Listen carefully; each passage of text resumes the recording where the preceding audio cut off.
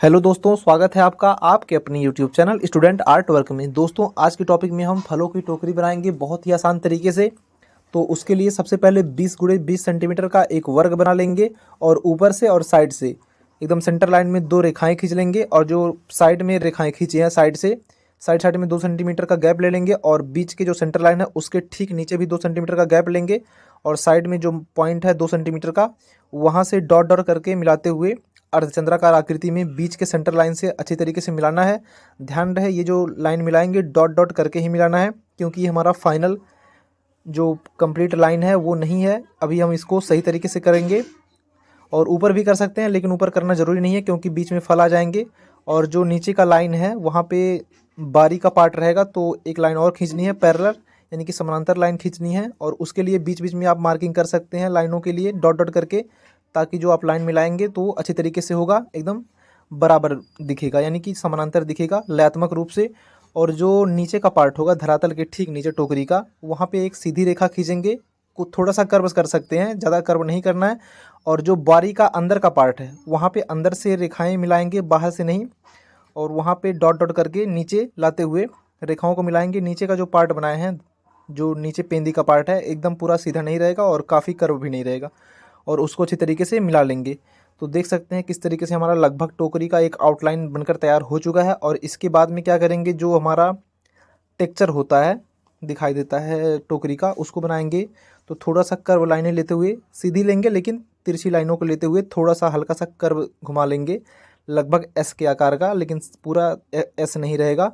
और ऊपर फलों की जो आकृति बनाएंगे, यहाँ पे हम पपीता बनाएंगे। तो पपीता बनाने का जो ट्रिक था आप जानते ही हैं, इस वीडियो में इस चैनल पर काफ़ी अच्छी तरीके से पपीते को बनाया गया है। अगर आपने ना देखा हो तो देख सकते हैं कि ऊपर पहले छोटी सी एक वृत्त लेंगे और उसके ठीक नीचे बड़ा सा वृत्त लेंगे और उसको देख लीजिए किस तरीके से मिलाया जा रहा है।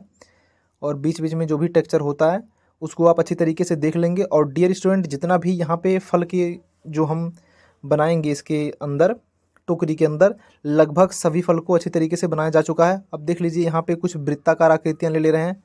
मान के चलिए कि हमारा सेब हो जाएगा, संतरा हो जाएगा, जो भी वृत्ताकार फल होते हैं लगभग वो बनाए जाएंगे। तो यहाँ पे साइड में सबसे पहले हम एक मान के चलिए अनार का पार्ट ले रहे हैं और बीच में सेब का पार्ट अभी बना रहे हैं। तो उसको देख सकते हैं किस तरीके से जो वृत्ताकार आकृति है उसी में फिट कर रहे हैं। तो ये सब टेक्निक्स जो था, तो डियर स्टूडेंट ये सब टेक्निक आप अगर सीखना चाहते हैं तो इस चैनल पर काफ़ी वीडियो अपलोड किए जा चुके हैं, तो उसको देखकर आप आसानी से बना लेंगे। और फलों की टोकरी है तो सारे फल एक सही तरीके से नहीं दिखाई देंगे, तो उसको आप अच्छी तरीके से इमेजिन करके ही बनाएंगे। और ये हमारा आम का पार्ट बन रहा है, इसके लिए भी टेक्निक बनाया गया था। तो अगर आपने अगर वीडियो ना देखा हो तो उसको अच्छी तरीके से देख लेंगे। और ये जो केले का पार्ट है, हालांकि केला भी बनाया जा चुका है, उसको भी अच्छी तरीके से बना लेंगे। और डियर स्टूडेंट, ये कमेंट है सीमा जी का, जिन्होंने बताया था कि सर कृपया करके जो फलों की टोकरी है उसको बना दीजिए। तो ये वीडियो उनके लिए ही बनाया गया है, हालांकि स्पेशली किसी एक ही स्टूडेंट के लिए नहीं है, लेकिन आपकी जितनी क्वेरी आती है लगभग मैं कंप्लीट करने की कोशिश करता हूँ। और अंगूर का पार्ट है तो काफ़ी मुश्किल तो नहीं होता है, सिर्फ वृत्ताकार आकृतियाँ बनानी रहती है, बस उसको सेट करने का प्रोसेस सही तरीके से पता होना चाहिए। और डियर स्टूडेंट, जितना भी फल दिखाई देगा टोकरी के अंदर, मान के चलिए पूरा नहीं दिखाई देगा, और बीच में टोकरी के सेंटर लाइन खींचेंगे और साइड साइड में कुछ पॉइंट ले लेंगे, दोनों साइड एकदम बराबर लेंगे। और कोशिश कीजिएगा कि जितना इस वीडियो में दिखाया जा रहा है उससे आप कम लेंगे तो काफ़ी बेटर रहेगा, ईजी रहेगा। और वहाँ पे डॉट डॉट करके नीचे लाते हुए रेखाएं लाएंगे, लगभग अर्धचंद्राकार आकृति में ही रहेगा, लेकिन यहाँ पे जो सेंटर लाइन है उसमें नहीं मिलाएंगे। मान के चलिए नीचे कम पार्ट है तो उसको अच्छी तरीके से मिलाएंगे जिस तरीके से वीडियो में दिखाया जा रहा है। और जितनी भी लाइनें आप खींच रहे हैं उसको अच्छी तरीके से डबल कर लेना है, ऊपर थोड़ा सा मोटा रहेगा, नीचे लाते हुए हल्का सा पतला होता जाएगा। तो ये हमारा मान के चलिए एक पर्सपेक्टिव में आ जाएगा। और डियर स्टूडेंट, जितना भी नीचे टोकरी का टेक्सचर है उसको अर्धचंद्राकार आकृति में मिलाएंगे।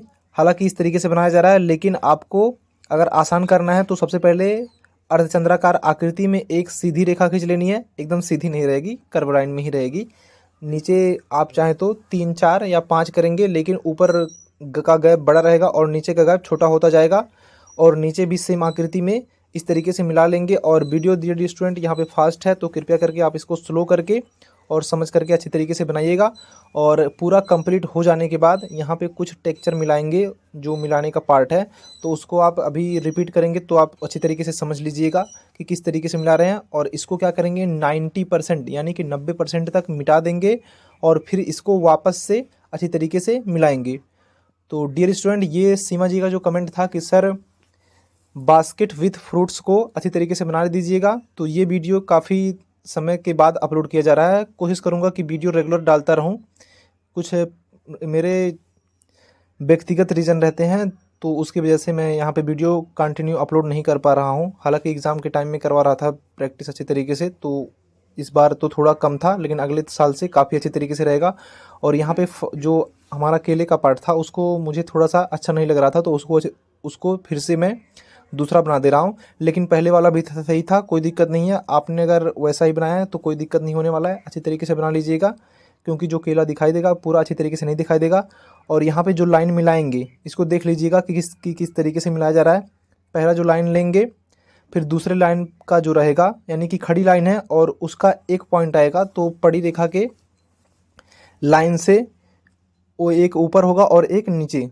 तो जिस तरीके से आकृति को बना रहे हैं आप इसको अच्छी तरीके से देख लीजिएगा कि किस तरीके से आकृति को बनाया जा रहा है।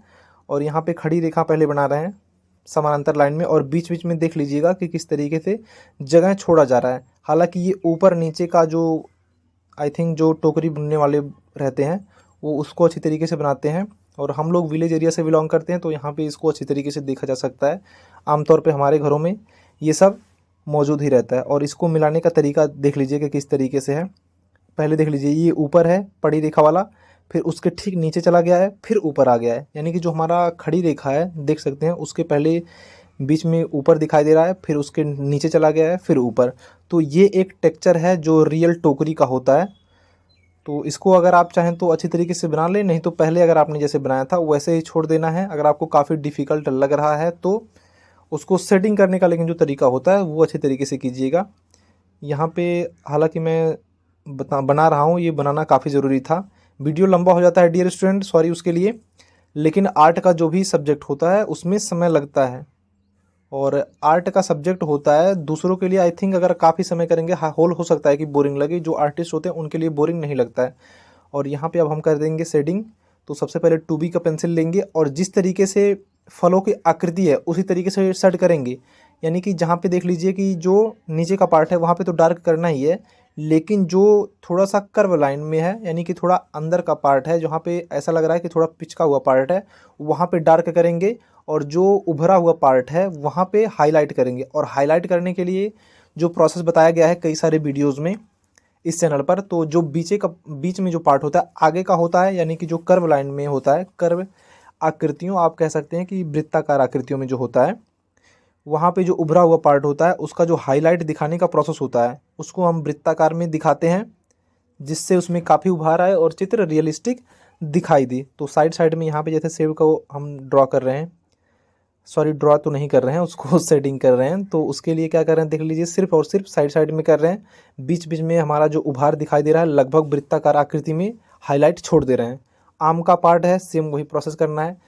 ऊपर से थोड़ा सा पिचका हुआ रहता है, तो वहाँ पे भी देख लीजिए किस तरीके से थोड़ा सा डार्क किया जा रहा है। तो ये एक प्रोसेस होता है चित्र को समझने के लिए कि कहाँ पे लाइट दिखाई देता है और कहाँ पे डार्क दिखाना है।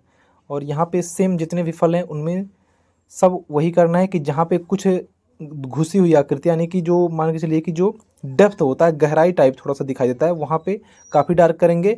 और आप चाहें तो सिर्फ पेंसिल से कर सकते हैं, और अगर आपके पास ब्लेंडर है तो ब्लेंडर से अच्छी तरीके से उसको ब्लेंड कर देंगे। और एक तरीका और होता है कि ईयरबड है उससे भी कर सकते हैं, और अदरवाइज़ आपके पास अगर 2 या 3 नंबर का ब्रश है या फिर मेकअप ब्रश अगर है छोटा सा, उसका भी यूज़ कर सकते हैं सेट करने के लिए, जिससे जो आपका अभी इस हैचिंग किए हैं पेंसिल के माध्यम से वो अच्छी तरीके से ब्लेंड हो। और ध्यान रहे पतला नोक वाला ब्लेंडर यूज करना है, क्योंकि जो फल हैं काफ़ी छोटे छोटे हैं, टोकरी के अंदर दिखाई दे रहे हैं, तो उसको अच्छी तरीके से बनाना है। और यहाँ पे जो टेक्सचर है टोकरी का बारी का पार्ट है, जो नीचे का धंसा हुआ पार्ट है उसको थोड़ा डार्क कर देंगे। और बीच में जो पतला सा टेक्सचर बना है, यानी कि जो हमारा लगभग एस के आकार का जो पैटर्न डिजाइन दिखाई दे रहा है, टेक्सचर दिखाई दे रहा है, उसको थोड़ा हाईलाइट छोड़ देंगे और ऊपर से थोड़ा सा हल्का सा डार्क करेंगे, जिससे आकृति में डेप्थ और उसमें जो उभार होता है दोनों दिखाई दे। तो अच्छी तरीके से आप वीडियो को देखकर समझ सकते हैं कि किस तरीके से बनाया जा रहा है। और डियर स्टूडेंट, यहाँ पे जो फलों की आकृति है, जो भी पार्ट हैं, उसको काफ़ी हम डार्क नहीं करेंगे, उसको हाईलाइट छोड़ेंगे। क्यों? क्योंकि वो ऊपर का पार्ट है, जबकि जो टोकरी का पार्ट है उसको ज़्यादा सेट करेंगे। यहाँ पे सेट करने का तरीका होता है, आप पेंसिल से भी कर सकते हैं। साइड साइड में, बीच में जितना भी चौकोर टाइप दिखाई दे रहा है, बीच में आप हाईलाइट छोड़ देंगे और साइड साइड में उसको डार्क करेंगे। या तो आप ब्लेंडर, नुकीला ब्लेंडर है, पतला ब्लेंडर है, तो उससे आप कर सकते हैं। अदरवाइज़ अगर आप नहीं करना चाहते हैं तो पेंसिल से भी कर देंगे, कोई दिक्कत नहीं है। और अगर आप बीच का टेक्सचर काफ़ी चौड़ा किए हैं, यानी कि जो ऊपर पॉइंट लिए थे काफ़ी मोटा किए हैं, तो ये आपके लिए काफ़ी आसान होगा, जैसा कि मैं पहले ही बता दिया था। और साइड साइड में इसको सेट करने का जो प्रोसेस होता है, आपको यहाँ पे 4B पेंसिल ले सकते हैं या फिर 2B पेंसिल। साइड साइड में ही लाइनों को खींचेंगे, यानी कि हेचिंग करते हुए बनाएंगे। और काफ़ी डार्क करना है तो आप डार्क भी कर सकते हैं, 6B पेंसिल तक का यूज़ कर सकते हैं। अदरवाइज़ अगर आप 4B पेंसिल का ही यूज़ करना चाहते हैं तो वो भी सही है, लेकिन डिपेंड करता है आप किस कागज़ पर कर रहे हैं। और ये जो कागज़ है जिस पे हम यूज़ कर रहे हैं, ये हमारा 140 GSM का है और यहाँ पे हम यूज़ कर रहे हैं 4B का पेंसिल, अभी जो प्रेजेंट टाइम में कर रहे हैं। स्टार्टिंग में 2B पेंसिल का यूज़ किए थे। तो सिर्फ जो टोकरी का प्रोसेस है, यानी शेडिंग करने का, वही है। तो डियर स्टूडेंट, ये जो तरीका है और जो नीचे का प्रोसेस रहेगा, जो छाया और प्रतिछाया दिखाई देगी, हालांकि प्रतिछाया तो नीचे दिखाई देगी, जो परछाई बनेगी, और ये छाया बन गई है। तो छाया और प्रकाश को आप अच्छी तरीके से समझ लेंगे और जिस तरीके से हर वीडियो में प्रतिछाया यानी कि परछाई बनाई जाती है, उस तरीके से आप अच्छी तरीके से समझ लेंगे। और डियर स्टूडेंट, यहाँ पे जो अंगूर का पार्ट है, आई थिंक वहाँ पे सेट करना भूल गए थे, तो उसको भी आप अच्छी तरीके से सेट कर लीजिए जिस तरीके से इस वीडियो में दिखाया जा रहा है। हालांकि इससे पहले भी अंगूर को अच्छे तरीके से बनाया गया था और उसको सेट करके भी दिखाया गया था कि जो अंगूर के ठीक नीचे रहेगा वहाँ पे सिर्फ पेंसिल को चलाना है हैचिंग टेक्निक के माध्यम से। और अगर आपके पास ब्लेंडर है नुकीला, तो नुकीले ब्लेंडर से करेंगे उसको शेडिंग।